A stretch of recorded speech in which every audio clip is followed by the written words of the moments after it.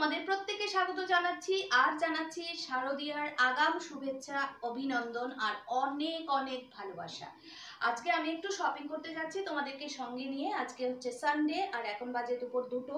তো 2টো থেকে আমি আমার ব্লগটা শুরু করলাম আর তোমাদের সঙ্গে নিয়ে কিন্তু টুকটাক কিছু কেনাকাটা করতে যাব। যতটা পারি তোমাদেরকে ওখানে গিয়ে দেখাবো।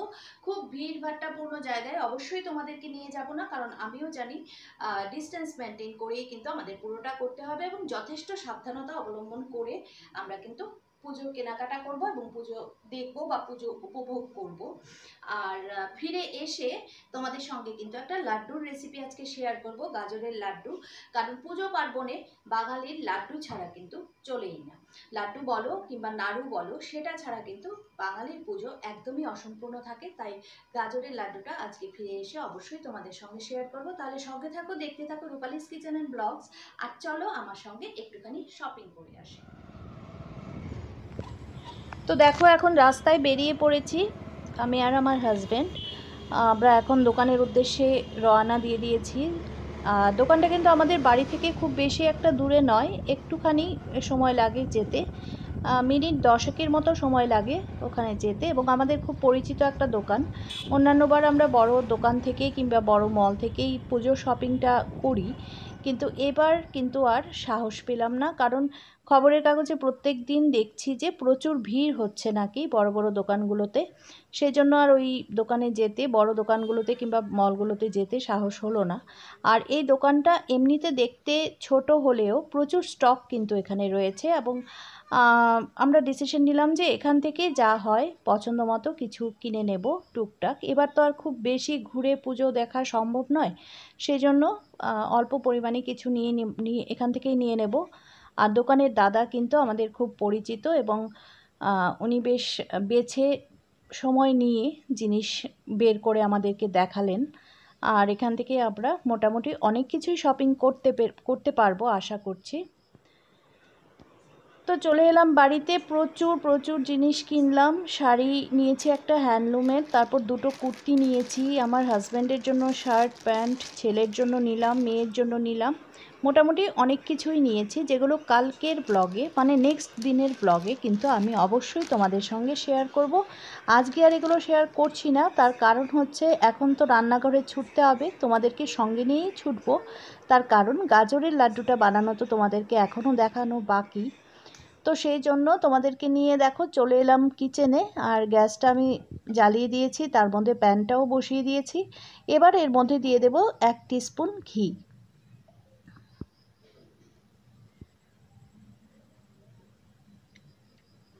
তো দিয়ে দিলাম 1 টিস্পুন ঘি।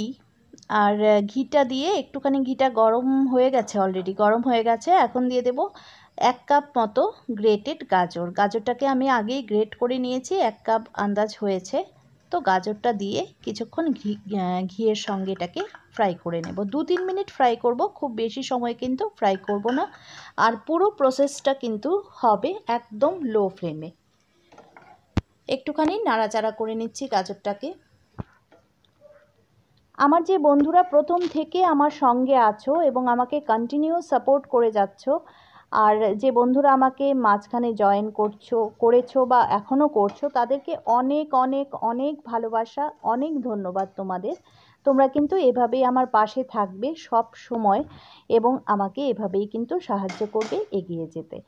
আর আচ্ছা, এখন দিয়ে দেবো হচ্ছে গ্রেটেড নারকেলটাকেও আমি কুড়িয়ে রেখেছি, সেটাও কিন্তু 1 কাপ। তো 1 কাপ গাজরের সঙ্গে কিন্তু আমি 1 কাপ নারকেল অ্যাড করলাম।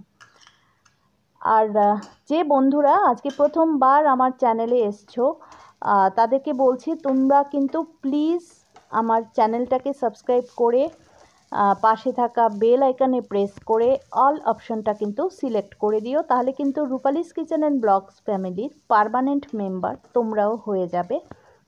আর অবশ্যই আমার প্রত্যেক দিনের ভিডিওগুলো তোমরা সম্পূর্ণটা দেখো। আর সবাইকে বলছি প্লিজ প্লিজ প্লিজ তোমরা কিন্তু ভিডিও রিলেটেড কমেন্ট করো, যারাই আমাকে কমেন্ট করো ভিডিও রিলেটেড কমেন্ট করো। আর প্লিজ ভিডিও কমেন্টে কোনো রকম লিঙ্ক কিন্তু তোমাদের চ্যানেলের লিঙ্ক কিন্তু শেয়ার করো না, তাতে করে কিন্তু তোমার এবং যারা শেয়ার করো তোমাদের এবং আমার বোথ সাইডেরই কিন্তু অনেকটা ক্ষতি হয়ে যায়। এবার দিয়ে দিলাম টেবিল স্পুন সুগার পাউডার। সাধারণ চিনি যেটা নর্মাল চিনি সেটাকে একটু মিক্সিতে দিয়ে 1-2 বার মিক্সিটা চালিয়ে নিলেই কিন্তু সুগার পাউডারটা রেডি হয়ে যায়। আর নাড়ু কিংবা সন্দেশ এই জাতীয় মিষ্টির ক্ষেত্রে চিনিটা না দিয়ে চিনিটা যদি একদম ডাস্ট করে দেওয়া হয় তাহলে কিন্তু নাড়ু কিংবা অন্যান্য নাড়ু সন্দেশ জাতীয় মিষ্টিগুলোর টেক্সচারটা খুব ভালো আসে। সেই জন্য আমি সুগার পাউডারটা দিলাম 3 টেবিল স্পুন, দিয়ে খুব ভালো করে নাড়িয়ে এগুলোকে একটু মিশিয়ে নিচ্ছি। খুব বেশি সময় কিন্তু মেশাতে হবে না, 2 মিনিটের মতো মিশিয়ে নিলেই সাফিসিয়েন্ট। লো ফ্লেমে, একদম লো ফ্লেমে কিন্তু পুরোটা করতে হবে, প্রথমেই বলেছি। তো এবার দিয়ে দেব এর মধ্যে 2 টিস্পুন গুঁড়ো দুধ, আরও খানিকটা মিশিয়ে নিচ্ছি। তারপর এর মধ্যে কিন্তু দিয়ে দেব 2 টিস্পুন গুঁড়ো দুধ।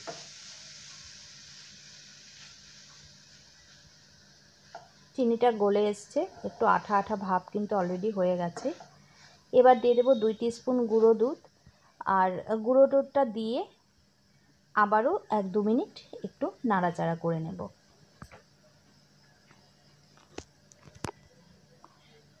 খুব সহজে এবং খুব অল্প কিছু উপকরণ দিয়ে কিন্তু গাজরের এই নাড়ুগুলো তৈরি করে নেওয়া যায় এবং খুব সুস্বাদু হয় খেতে, অবশ্যই ভালো হয়। আর এই যে দেখো, আমি এখন গুঁড়ো দুধটাও দিয়ে দিলাম আর আবারও একটু নেড়ে চেড়ে নিচ্ছি।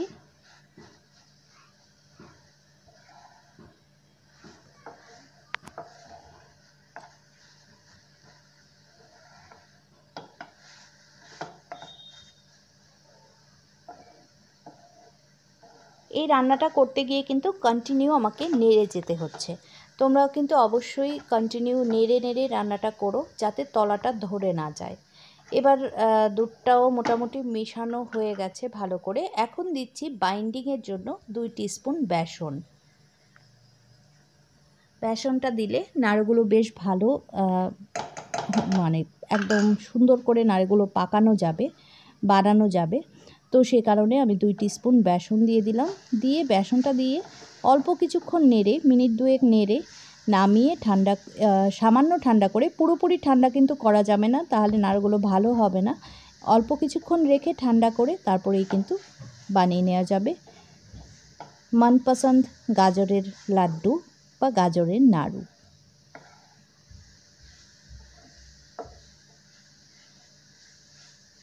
ভালো করে মিশিয়ে দিচ্ছি।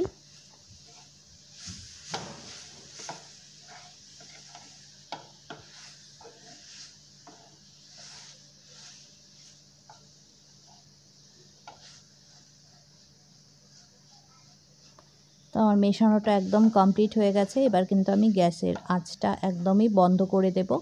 বন্ধ করে একটু সময় এটাকে রেখে ঠান্ডা করে নেব। পুরোপুরি ঠান্ডা করব না, আগেও বললাম। হাতে ধরা যায় এরকম ঠান্ডাই করব এটাকে, করে কিন্তু নাড়ুগুলো পাকিয়ে নেব।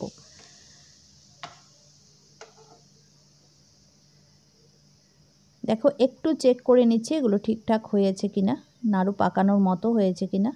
হ্যাঁ, হয়ে গেছে অলরেডি।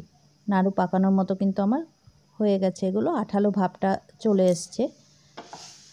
তো এবার এগুলোকে নামিয়ে একটু ঠান্ডা করে নিচ্ছি।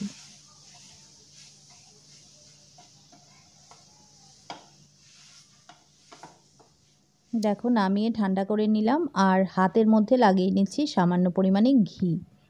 ঘি লাগিয়ে নিলে নাড়ুটা খুব সুন্দর করে হয়ে যাবে, সেজন্য একটুখানি ঘি লাগিয়ে নিলাম হাতে।